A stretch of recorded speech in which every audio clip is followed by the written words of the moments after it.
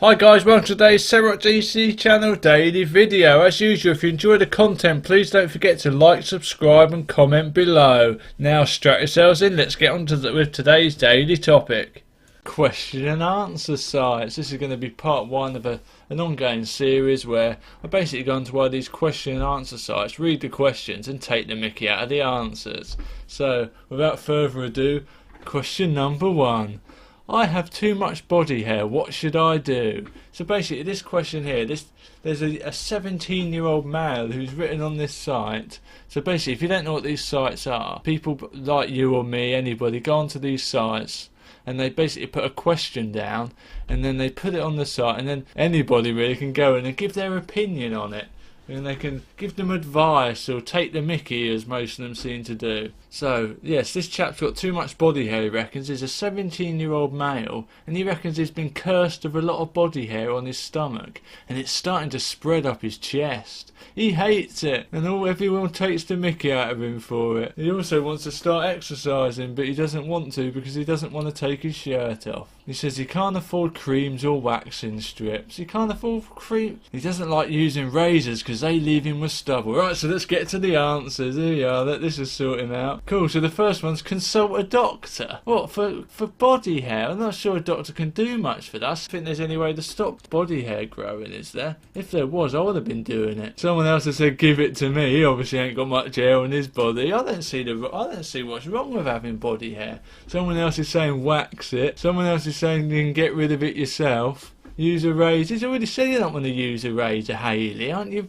been reading it properly? Use tweezers. How painful would that be? Hayley's a bloody woman. Yeah, flipping tweezers. She reckons she uses tweezers all the time. She also is using waxing. Yeah, he said he can't afford them. Why don't they read the question properly? Someone else is saying definitely don't use a razor because you'll learn to regret it because it'll come back thicker. Oh, as a top contributor. Basically, if you do this a lot, if you come in here and answer lots of questions and put lots of answers, you get called a top contributor. And Steve's come in. He's a top contributor. Let's see what he's got to say. This will be worth listening to. He says, hair growth is controlled by DNA. So it doesn't matter what you do, basically, it's going to grow back. Well, that'll help him sleep at night, Steve. Well done. So Steve's basically saying, get your hair clippers on it. Yeah, I'm not sure that's a very good contribution, Steve. He's already says he doesn't want to do that. He's already said he can't afford cream or flipping waxing strips. I'm not sure he's going to be able to afford hair clippers, is he? Here's my advice to him, don't worry about it. Men are supposed to have hair on their chests, aren't they? It's when you got it on your back it's a problem. If you get hair on your back, you get rid of that because that doesn't look nice in my opinion. But if you got it on your chest and your stomach, that's fine. Just live with it. Just grow up, be a man. Go out and show everyone your hairiness. Question number 2. Why are they re-advertising this job when they said that I impressed them? It's like, oh god, here we go. Another hard luck story. I recently had an interview for a public sector job, and at the start of it they said they'd be looking for 2 positions. So he basically went for this job. There were 2 positions if you can't keep up.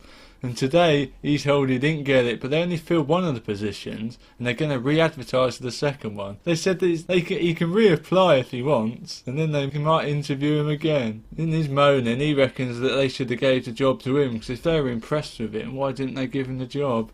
Yeah, I think we all know the answer to this. Yeah, I was the first one to go for the jugular. It means they lied. They weren't impressed with you. Companies frequently lie to applicants to avoid a confrontation at the interview. Yeah, well done, Howard. Straight in there. That's the approach I prefer. Just get right into the jugular. Ruin his life. Oh, Joe's in. She's a top contributor. Joe's in. Look, you weren't good enough. But if you apply again, they might offer you the job anyway. Yeah, bloody hell. You just said he ain't good enough. Now you're telling him to get knocked back again. Oh, someone else has come in. Another top contributor. Yeah, he's saying the same old thing. He's saying, yeah, it's obviously they weren't impressed with you, but if you reapply again, you might impress them more this time. Yeah, I doubt it. Yeah, I agree with the others on this one. I wouldn't bother applying for it again. Just because they said they're impressed with you, they'd say anything to get you out of the interview feeling happy with yourself. But at the end of the day, if they don't give you the job, if they don't offer it to you there and then, I'll pack up and move on. Look for another job. He's probably too good for them anyway. Might be a blessing in disguise. Question number 3.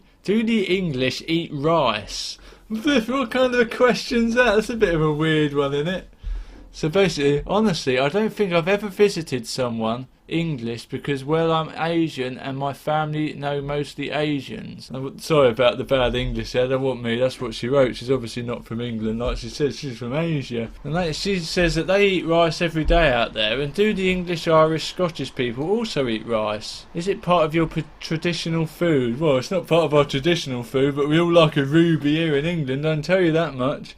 Yes, we do all eat rice. Her name's Wild Fox, that's their username on this site. They eat foxes in Asia as well. I know they eat most things out there. Aaron's in on it. Yes, it's not really part of our traditional cuisine, but our culture's food is made up of Asian backgrounds, so Indian or Chinese.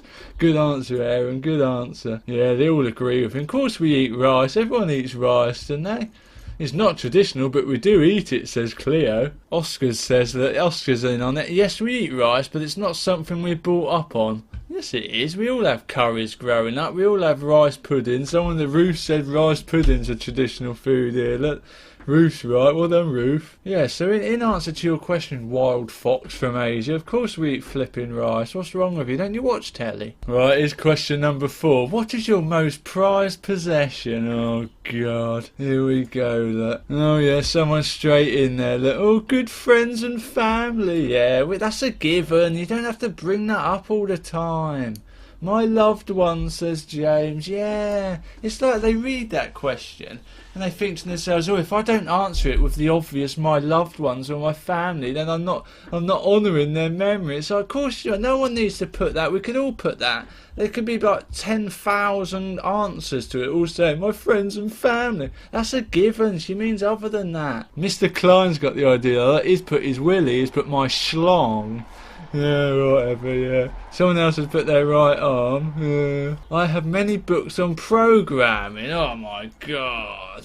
You see, I should appreciate that being an IT, but that's just ass kissing. My experiences, John's put. Look, my experiences which make me unique. My diamond set. What's a diamond set? That's Colleen. Or maybe it's Colleen Rooney. She'll have plenty of diamonds. If she ain't got any diamonds, no one has, because old Rooney got a few quid in his pocket, hasn't he? JC's put there, not me, JC's put my sense of self and my self-respect. Yeah, good one there, JC, that's something like I'd put, I reckon. So yeah, so that's a good one, What would I say is my prized possession? Well, obviously my friends and family, I reckon. So, and the last question today is, obviously written by someone who's not very good at English. He's basically put, 2 hours ago I have taken my bath. Is it a correct sentence? Why have you come on here and put that? And everyone's just correcting him. 2 hours ago I took a bath. I took my bath 2 hours ago. It's like, why have you gone on there and put that? Say not to. No, it doesn't sound fluent. It's a sort of clumsy construction that marks someone out as a foreigner. Someone's put that.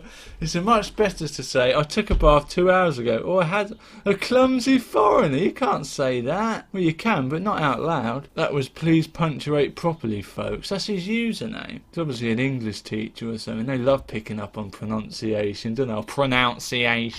Old English teachers, they like making you feel small, don't they? If you say anything wrong grammar wise in an email or something, or in your course, they always have to make you feel small and insignificant with their criticism. At the end of the day, he put in a sentence there, we all know what he meant. If I was putting it in Chinese or something, I wouldn't have been able to do any better. So I think it's wrong to take the mickey out of him, really. We all understood him. No, it's not the best way to say it, and if you did say it over here, people would probably laugh at you, but at least you had a good go. Hope you enjoyed this content, guys. Please don't forget to like, subscribe and comment below. I'll catch you in the next video.